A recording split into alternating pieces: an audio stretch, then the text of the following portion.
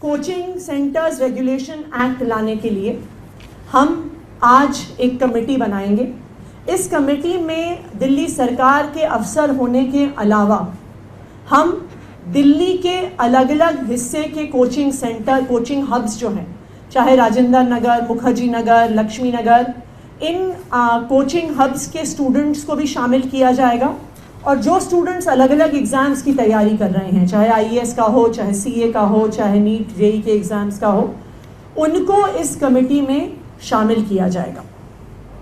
हमने एक email address भी इसके लिए बनाया है कि हम पब्लिक का फीडबैक इस कानून पे ले सकें, क्योंकि ऐसा कानून बनाने के लिए सबसे ज़रूरी है उन छात्रों का फीडबैक लेना जो छात्र इस कोचिंग प्रक्रिया से गुजर रहे हैं या जो छात्र इस कोचिंग प्रक्रिया से गुजर चुके हैं।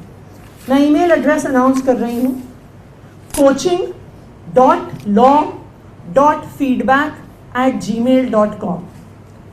coaching.law के इतना बड़ा इंसिडेंट होने के बाद और ये इतनी बड़ी कोचिंग इंडस्ट्री देश भर में होने के बाद केंद्र सरकार कोचिंग इंस्टीट्यूट्स को रेगुलेट करने के लिए कोई कानून लेकर आएगी।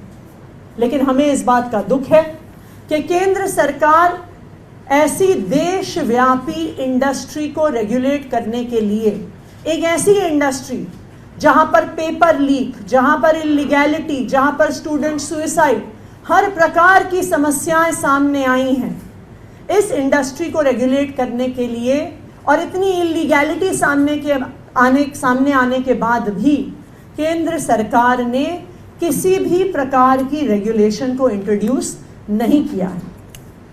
लेकिन दिल्ली सरकार केंद्र के कानून का इंतज़ार नहीं करेगी।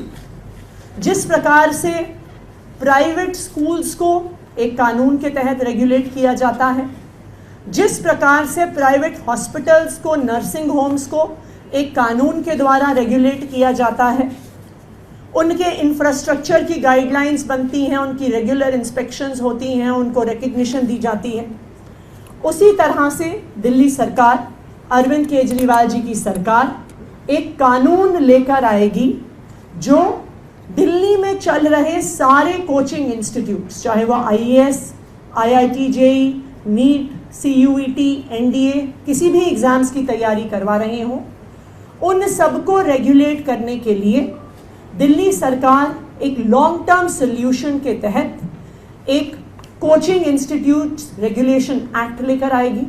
इसमें कई पक्ष शामिल होंगे। सबसे पहले इंफ्रास्ट्रक्चर रेगुलेशन, कि कितना मिनिमम इंफ्रास्ट्रक्चर है जो कि एक कोचिंग इंस्टीट्यूट के पास होना चाहिए।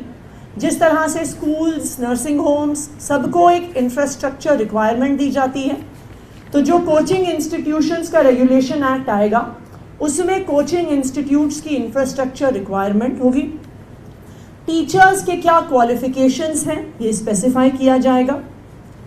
तीसरा, कोचिंग इंस्टीट्यूट्स की फ़ीस को रेगुलेट किया जाएगा, क्योंकि ये भी एक परेशानी स्टूडेंट्स की सामने आई है कि बेइंतहा फ़ीस इन कोचिंग सेंटर्स द्वारा ली जाती है। चौथा, इन कोचिंग सेंटर्स को मिसलीडिंग एडवर्टाइजिंग करने से रोका जाएगा।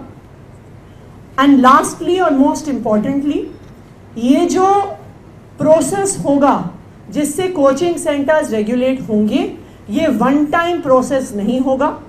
Regular inspections in coaching centres की करी जाएंगी।